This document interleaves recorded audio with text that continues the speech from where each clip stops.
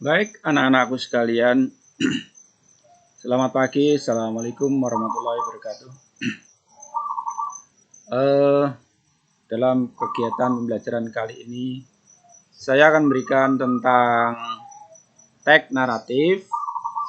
Seperti beberapa minggu yang lalu sudah saya jelaskan sedikit dan sudah saya singgung tentang bentuk-bentuk teks atau kind of the text in the English program. Yang meliputi adalah seperti naratif teks salah satunya. Baik anak-anak, untuk mempelajari naratif teks ini perlu kita jelaskan langkah-langkahnya bagaimana, ya ceritanya bagaimana dan bentuknya bagaimana. Kalian harus pahami. Tujuan dari pembelajaran naratif teks ini nanti kita akan jelaskan. Namun kalian simak, jangan sampai di skip-skip ya. Jangan sampai kalian nanti tidak paham. Oke. Baik.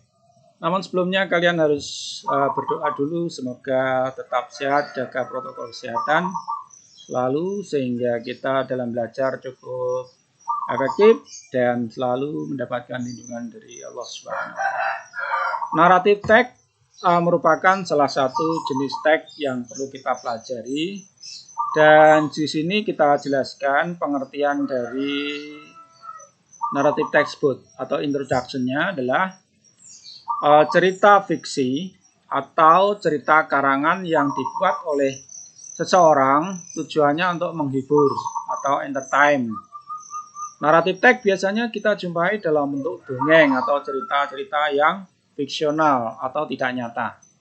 Tujuan dari naratif teks dibuat ini seperti sudah disebutkan yaitu untuk menghibur para pembaca atau para pendengar yang membacanya. Dan akhirnya dalam bentuk cerita ini menemukan suatu puncak cerita atau klimaks dan akhirnya bisa terselesaikan. Tata bahasa yang digunakan atau grammarnya dari naratif tersebut antara lain yang perlu diperhatikan oleh anak-anak adalah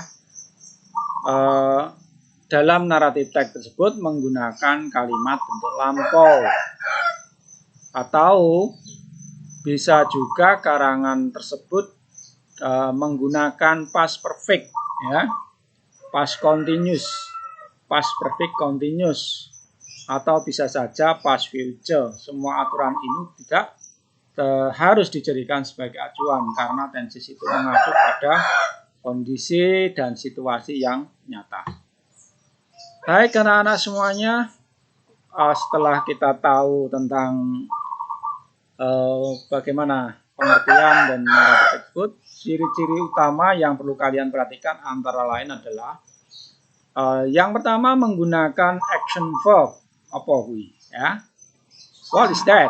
Adverb ya, yaitu past tense.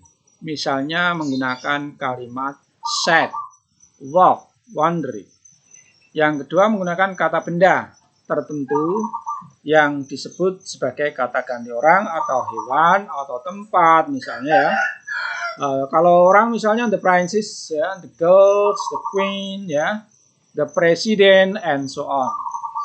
Yang ketiga menggunakan adjektif atau kata sifat yang digunakan untuk membentuk non-phrase. Misalnya the red riding hood, the poisonous apple, jadi apple yang beracun dan sebagainya, and so on. Yang empat menggunakan time connective atau conjunction. Apa gunanya conjunction ini? Yaitu untuk mengurutkan kejadian-kejadian dari awal sampai akhir. Contohnya adalah before, after that, then, next, and soon. Yang kelima menggunakan adverb dan adverbial phrase, yaitu menunjukkan kejadian tersebut di mana tempatnya atau peristiwa tersebut terjadinya di mana.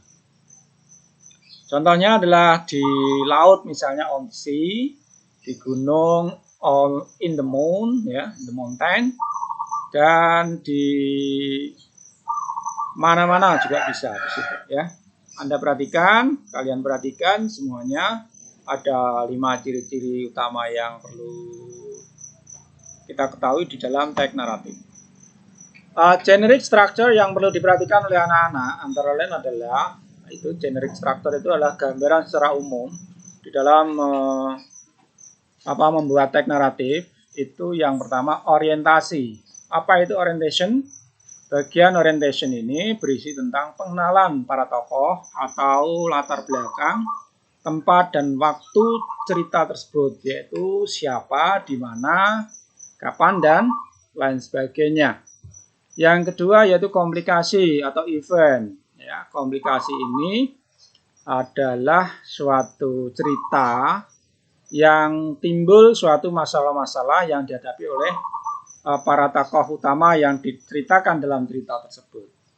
Yang ketiga menggunakan resolusi. Nah, setelah para tokoh utama tadi mendapatkan suatu masalah, maka tokoh tersebut bisa menyelesaikan masalah sendiri atau dibantu oleh orang lain.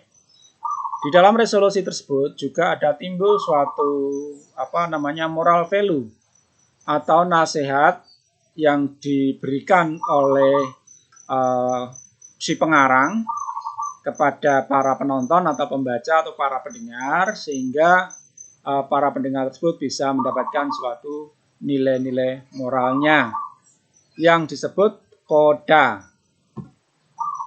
Baik anak-anak semuanya, dari ilustrasi tadi maka kita berikan salah satu contoh, misalnya adalah cerita tentang Malin Kundang. Ini legendanya, yang The Legends of Malin Kundang.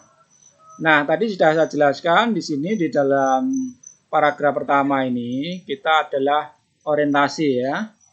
Orientasi itu menunjukkan atau menjelaskan tentang para tokoh utama atau setting tempat, ya, setting tokoh dan lain sebagainya. Event atau komplikasi tadi, ya, event atau komplikasi tadi digunakan untuk menjelaskan apa masalah-masalah yang timbul. Nah, yang terakhir adalah resolusi. Resolusi digunakan untuk menjelaskan di mana para tokoh utama tadi mendapatkan suatu masalah dan diselesaikan di dalam resolusi tersebut. Ini contohnya lah. In the great sea, suddenly a storm came. Its hardship was crouched, and it was too late for Malin Kundang to allow this. He was thrown by wave out of the ship. He fell on the small island. It was really too late for him to avoid his cross. Ya. Suddenly he turned into the stone. Dan akhirnya itu penyelesaiannya yang sangat sedih karena ibunya mengutuk si Malin Kundang dan akhirnya tiba, ya. Petir menyambar kapalnya dan gelombang pun menghantam daripada kapalnya dan akhirnya jatuh ke laut dan jadilah Malin Kundang tersebut sebuah batu yang besar di tengah-tengah laut tersebut. Oke anak-anak semuanya, itu pelajaran hari ini yang bisa saya jelaskan, saya berikan dalam waktu singkat ini. Semoga dipahami dan jangan di skip-skip bila menonton video ini, kalian supaya paham dan bisa mendapatkan pelajaran dengan baik. Sekian, Assalamualaikum warahmatullahi wabarakatuh.